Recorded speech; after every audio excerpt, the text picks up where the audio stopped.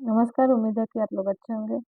यहाँ पे हम लोग एनसीईआरटी के क्रम में जो कक्षा 7 की इतिहास का पुस्तक है, उसका पहला चैप्टर जो प्रारंभिक कथन और हज़ारों वर्षों के दौरान हुए परिवर्तन के बारे में पढ़ेंगे।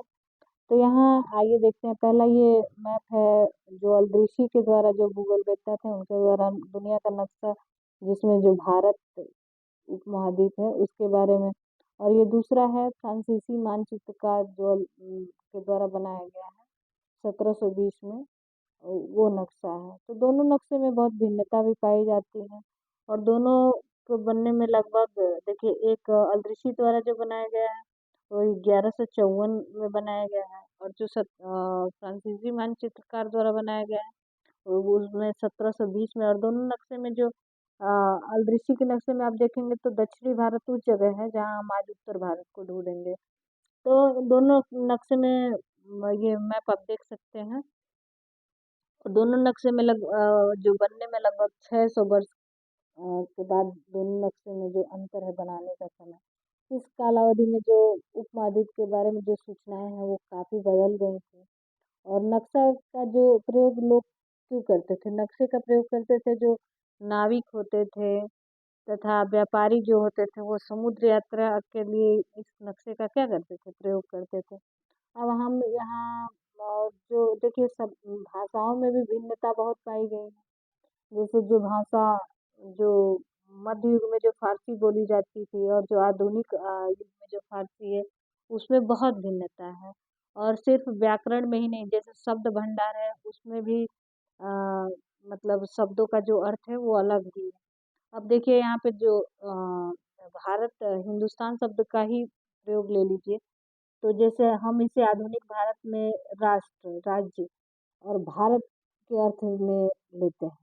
लेकिन जो 13वीं सदी में जो फारसी इतिहासकार हैं मिन्हाज सिराज ने हिंदुस्तान शब्द का पहले प्रयोग किया था। तो उनका मतलब ये था कि मतलब हिंदुस्तान शब्द का दायरा उनके लिए पंजाब, हरियाणा और जो गंगा यमुना के बीच की स्थिति मतलब जो स्थित इलाके थे उसके लिए था। लेकिन उसने इस शब्द का राजनीतिक अर्थ में इन इलाकों के लिए इस्तेमाल किया था जो दिल्ली सुल्तान के अधिकार क्षेत्र में आते थे। और सल्तनत के प्रसार के साथ साथ इन शब्दों के अंतर्गत आने वाले क्षेत्र में जो बढ़त हो गए। लेकिन हिंदुस्तान शब्द में आप देखेंगे कि जो मतलब दक्षिणी भारत का कहीं भी समावेश नहीं हुआ था उस समय। इसके प्रयोग इसके विपरीत जो 16वीं सदी में है तो उस समय बाबर ने हिंदुस्तान शब्द का प्रयोग इसे उपमहाद्वीप के भूगोल, पशु पक्षियों और यहाँ के निवासियों की संस्कृति के वर्णन के लिए किया है।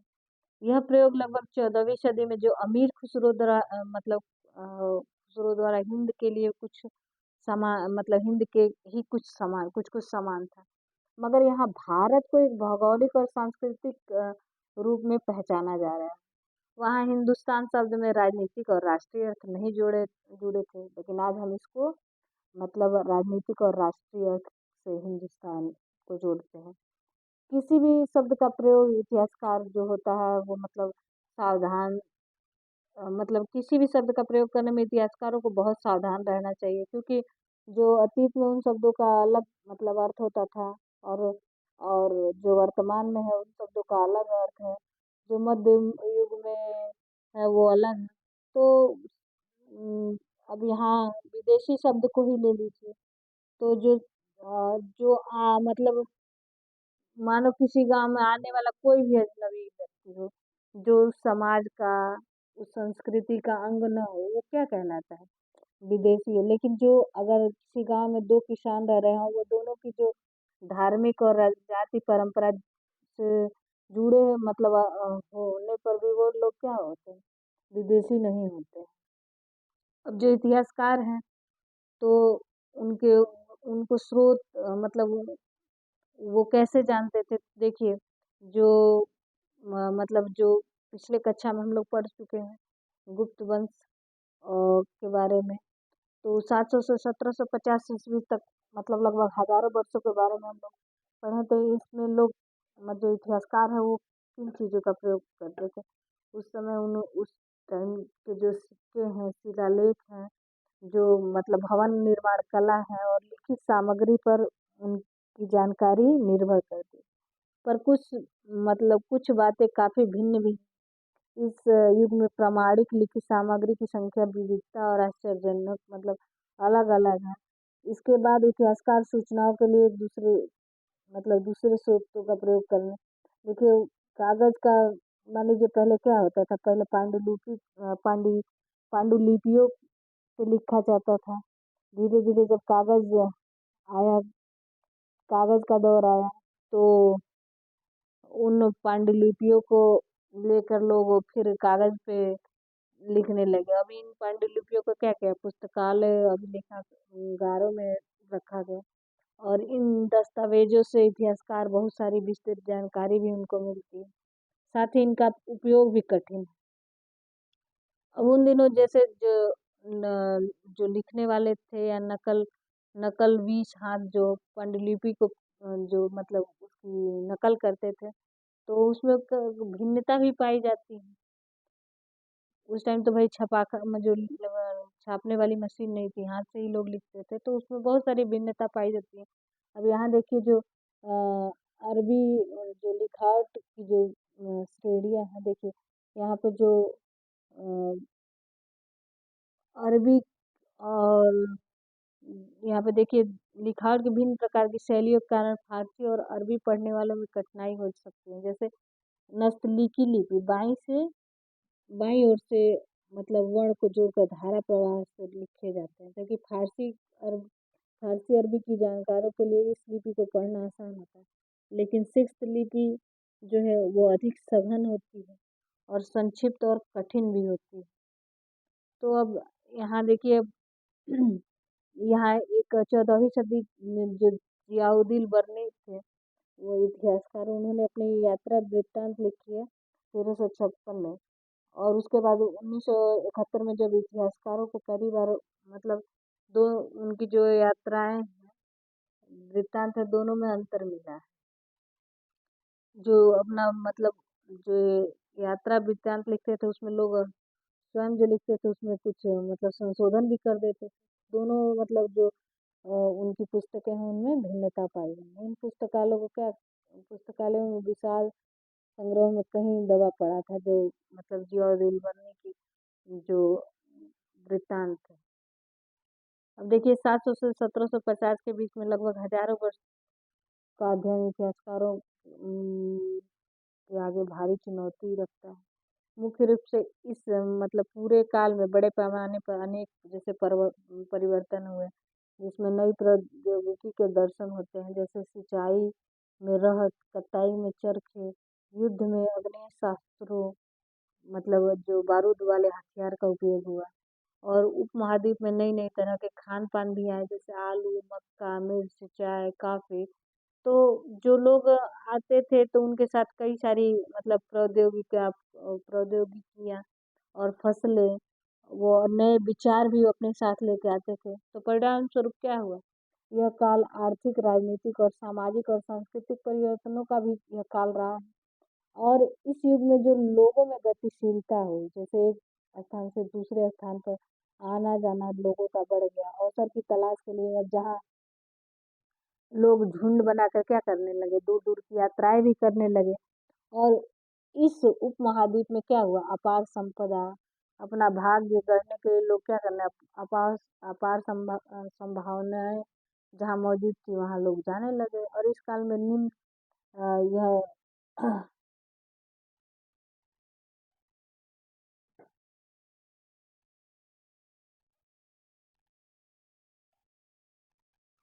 अब यहाँ देखिए समुदाय का भी महत्व बढ़ा, तो उनमें से एक समुदाय था राजपूत, जिसका नाम राजपुत्र अर्थात राजा का पुत्र से निकाला जाता है। 8वीं सदी में जो 8वीं सदी से 14वीं सदी के बीच यह नाम आमतौर से योद्धाओं के उस समूह के लिए प्रयुक्त होता था जो क्षत्रिय वर्ण के होने का दावा करते थे। अब राजपूत शब्द के अंतर्गत कई राजा और सामंत वर्ग ही नहीं बल्कि सेनापति और सैनिक भी आते थे।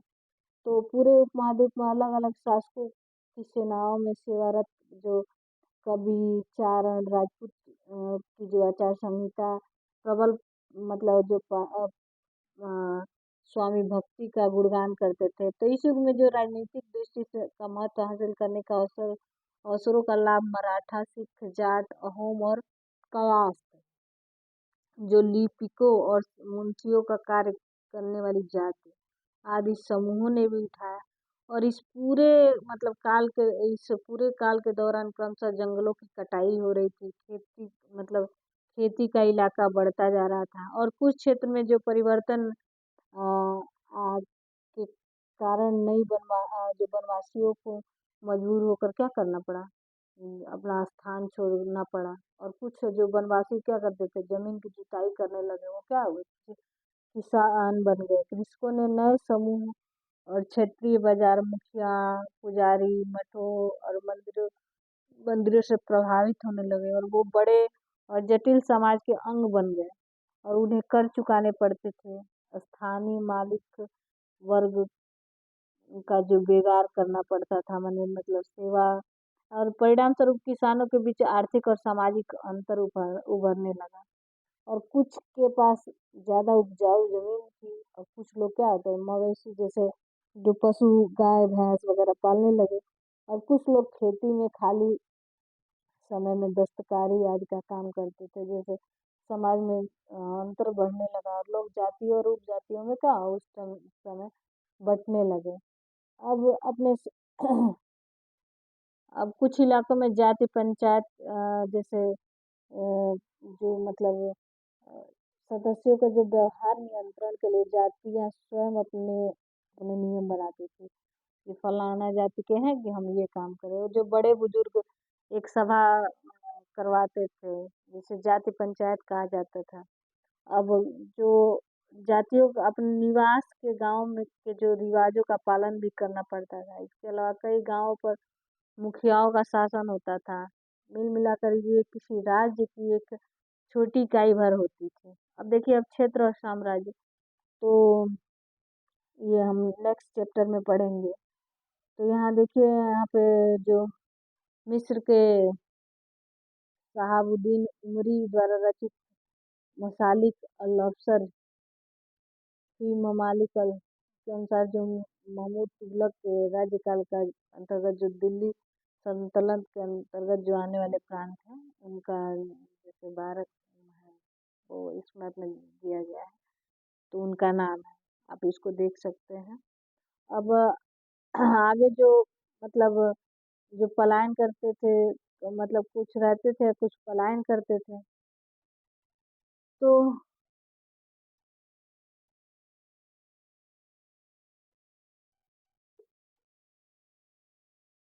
अब यहाँ पे देखिए, जो शासक इस उपमहाद्वीप के भिन्न भिन्न भागों में अपने अधिकार का उल्लेख करते रहते थे। अब यहाँ पे देखिए, जो 1318 में अमीर खुसरो ने इस बात पर गौर किया था कि देश के हर क्षेत्र की एक अलग भाषा है।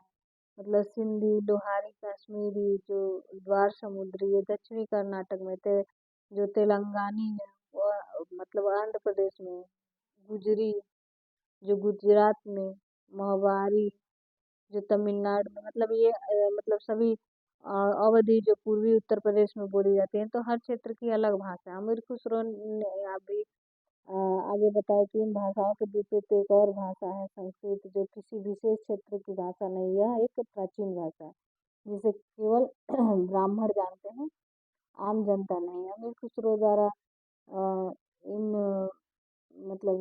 सूची बनाने के लिए आपको कहा गया है। और सन 700 तक कई क्षेत्रों में अपने अपने भौगोलिक आयाम तक तय हो चुके थे। उनकी अपनी भाषा तथा सांस्कृतिक विशेषताएं स्पष्ट हो गई थी। अब आप जो भी हम देखेंगे, अब नेक्स्ट जो अध्याय है उसमें हम देखेंगे 18वीं सदी में जो मुगल वंश का ढलान पर था। तो अब इसी बीच देखिए, पुराने और नए धर्म का उद्भव भी हुआ। तो देखिए, इतिहास में जिन हजार वर्षों की पड़ताल हम कर रहे हैं, इनके दौरान जो धार्मिक परंपराएं कई बड़े परिवर्तन हुए। जो मतलब दैविक तत्व में लोगों की आस्था का भी कभी कभी बिल्कुल ही व्यक्तिगत स्तर पर होती थी, मगर आमतौर पर इन आस्था का स्वरूप सामूहिक था। किसी दैविक तत्व को सामूहिक आस्था यानी धर्म और प्रायः स्थानीय समुदाय के सामाजिक और आर्थिक संगठन के से संबंधित होती है। जैसे इन समुदायों का सामाजिक संसार बदलता गया वैसे ही आस्थाओं में भी परिवर्तन होता गया। अब आज देखिए हम जिसे हिंदू धर्म कहते हैं उसमें भी इसी युग के महत्वपूर्ण बदलाव है। मतलब उसमें भी इसी युग में महत्वपूर्ण बदलाव जैसे नए देवी देवताओं की पूजा और राजाओं और मंदिरों का निर्माण, समाज में पुरोहितों के रूप में ब्राह्मणों का बढ़ता महत्व तथा बढ़ती सत्ता आदि। अब संस्कृत ग्रंथों के कारण समाज में ब्राह्मणों का आदर बढ़ा।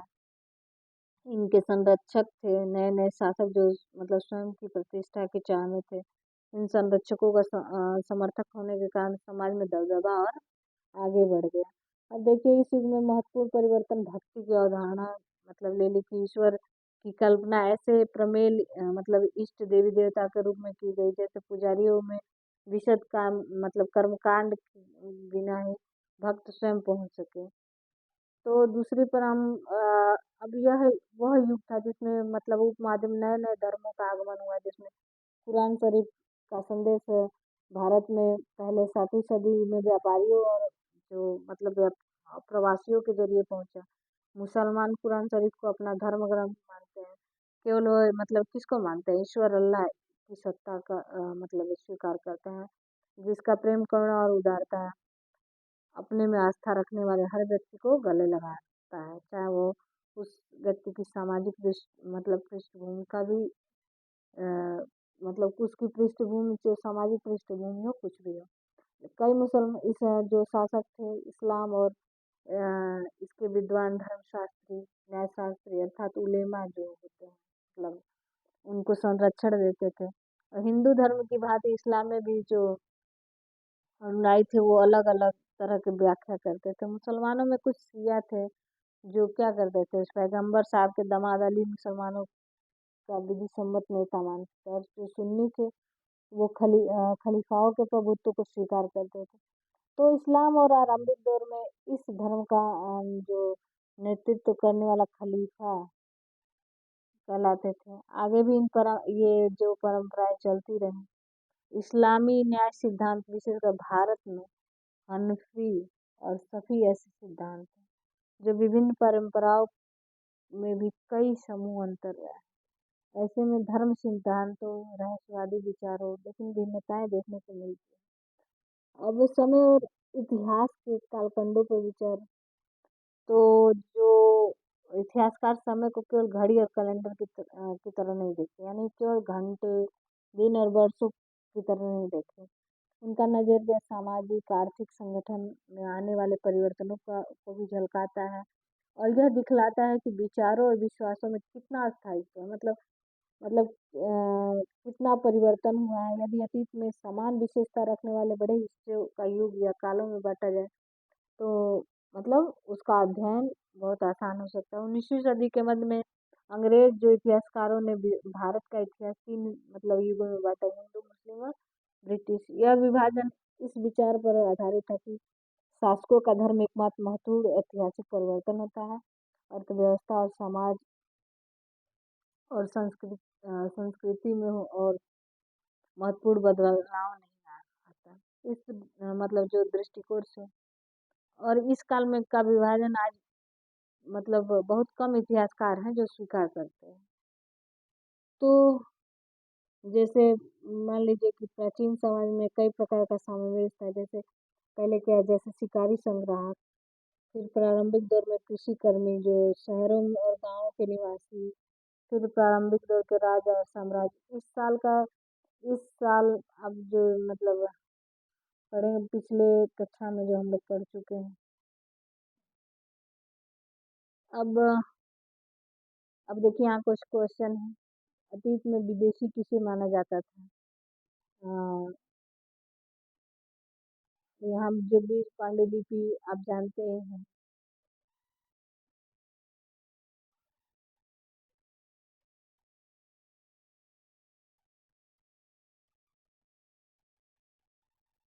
तो यहाँ पे जो प्रश्न है आप देख सकते हैं। उम्मीद है कि आपको ये वीडियो पसंद आया होगा। अगर पसंद आया हो तो लाइक करें, चैनल को सब्सक्राइब करें। धन्यवाद।